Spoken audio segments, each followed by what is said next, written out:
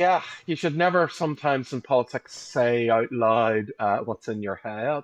And I think this is one of these occasions. I've given my Peace Out podcast has been amazing at drawing out these little tidbits. I think, people just feel a bit more relaxed. It's a couple of comedians and, they feel then detached from like a Mark Carruthers or a William Crawley or Stephen Nolan interview. So they feel they can talk a bit more. And it has been very revealing what some of the politicians. I think each politician who's been in, there's been something quite revealing has come out about them.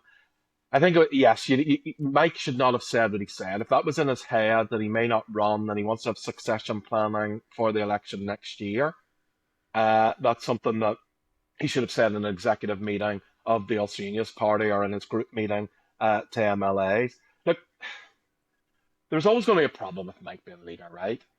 Age. I mean, I know the president of the United States of America is whatever he is, 78, 79, but at the end of the day, when you're starting to approach 70 and going into an election, you really are at the back end of your political career. And there's no question we all knew Mike taking over leadership when he did from Doug Beattie.